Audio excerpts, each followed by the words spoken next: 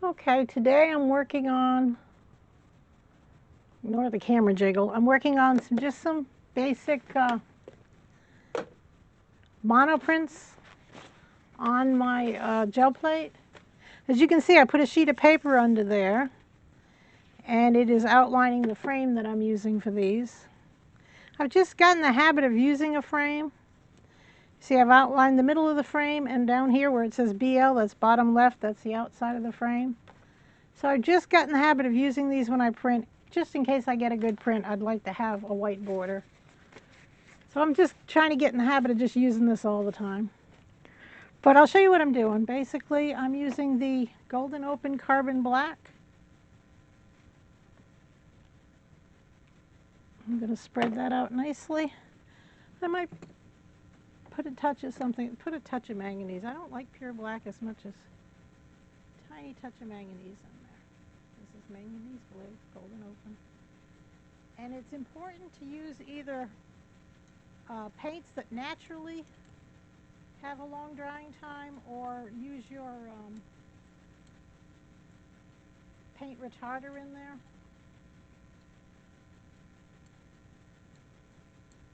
To make sure you have time enough to do the drawing. Because that's what this is, basically drawing on the gel plate. Let me take some of that back. All right, now I'm going to clean up the edge a little bit so I can see where that line is. Well, it's right about there. So I'm just going to clean it so I can see the line. So I do want to kind of stay in the lines. Clean it up a little on this side. I went over.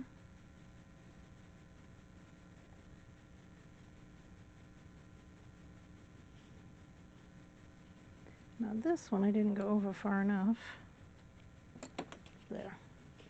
And it doesn't have to be nice and straight and even because the frame is going to take care of that. I just want to know where my sketching area is. Now what I'm sketching with today, you could use a pencil. I like using a pencil, or just a piece of wood. The handle of your the paintbrushes work. Try and find a small skinny one though, depending on the line you want. But this is one of those, we got one of them for Christmas. We got one of those edible arrangements from a friend, and one side has a thick edge and the other side is a little bit thinner, so that's what I'm going to use. And what I'm going to do like a bonsai tree. So, and I'm just going right into the paint, and can you see what I'm doing? I'm moving it along, but I'm twisting it as I move it along to get that nice twisty bonsai look to it. And then I rub it off on a tissue. Let me come down a little so you can see better. I hope I'm not making you too dizzy. There we go, that should be better. Let me move this down a little. Now watch, I'm going along the bottom. I'm going to take the next part of the big trunk and go in another direction. I'm not going to do a lot on this one. I like these to be simple. I'm just doing squiggly lines. Going to build up the base a little here.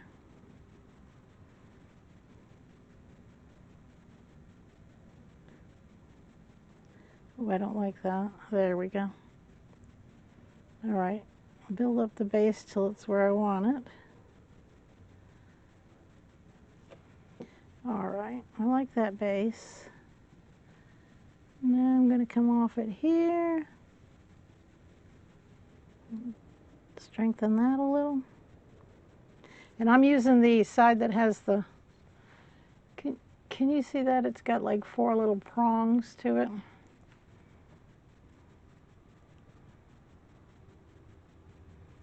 Let's go up and up.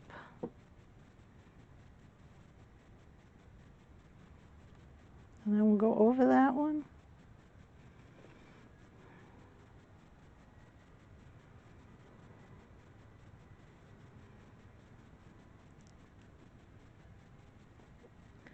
That one's just not.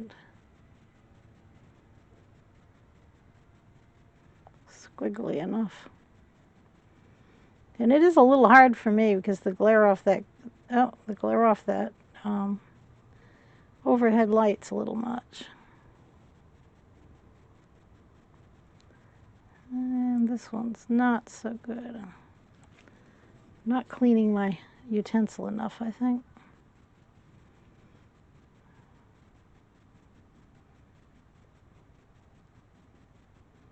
Ooh, that's a little too predicting, isn't it? All right, now I'm going to use the other end, which is thinner, to just come off of these with some squiggly branches.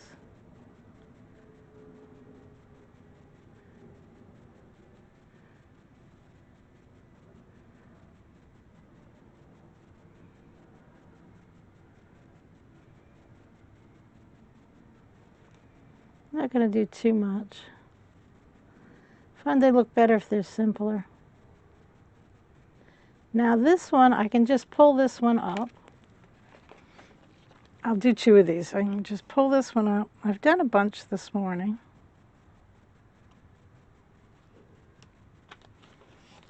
I want a little of the black down there, but let's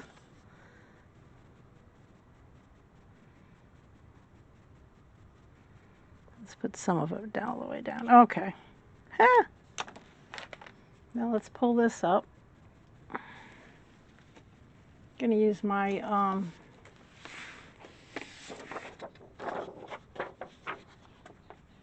the paper I got off Amazon. This is that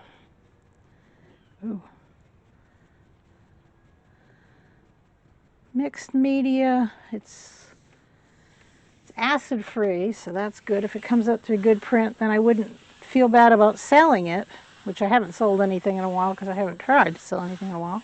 But I wouldn't worry about selling a print if it's on acid free paper. I'd hate to sell someone a print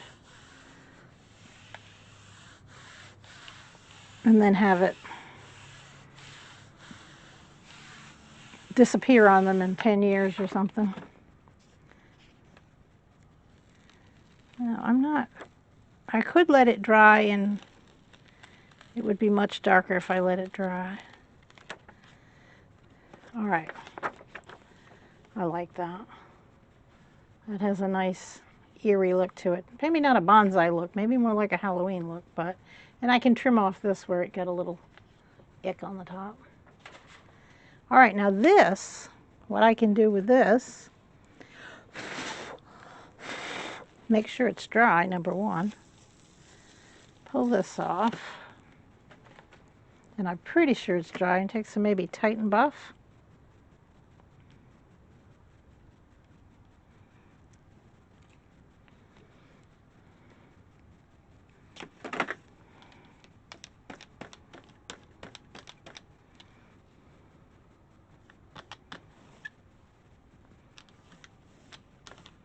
I don't want it to be too thick, but it's got to be wet or it's not going to pull it up.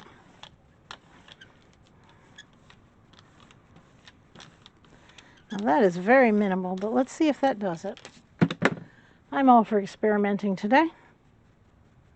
I hope you are in an experimenting mood.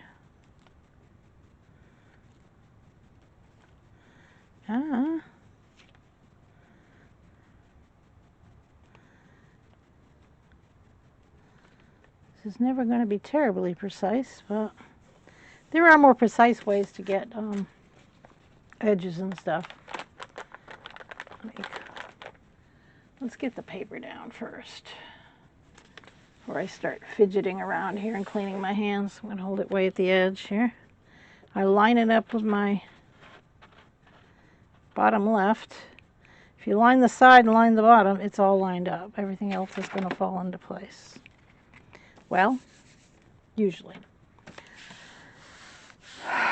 This one got a little off, but I didn't think it touched the paper. All right, now we're going to let this one dry.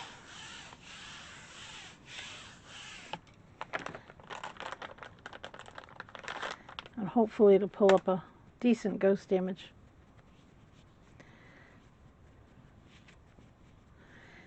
I'm probably going to do some, because usually I do things and then I do faces. I just like doing strange faces. Probably going to do some faces later on this, but this is just something simple to get started. See what colors I want to use. And I am going to dry this with a hairdryer, not the heat gun. But like I've told you before, don't put a heat gun on your gel plate.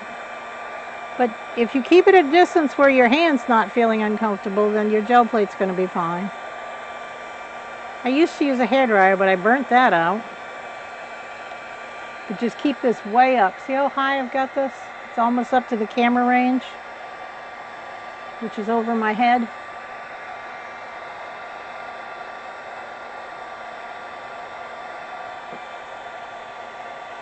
Okay, that's dry enough, I think.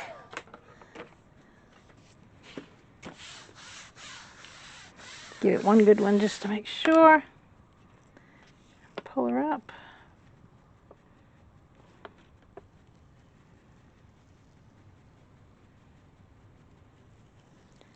And here's the next effect. Can you see that? That is a lovely effect. And you can do lots of different drawings this way. This is just mono printing on your gel plate. I really like the way that came out, and some strange blue. When I mixed the blue with the black that you couldn't see on the first one. It's come through on this, and it's really nice. So that's all I'm doing today. Just a quick video to show you what I was doing. I've done a few of them. Here's the one we just did, which is actually probably my favorite so far. There's that one, which is very dark. I did a few earlier, just playing. I'm not that fond of that one. And I pulled up the ghost on that one on a different sheet. And I wasn't real fond of either one.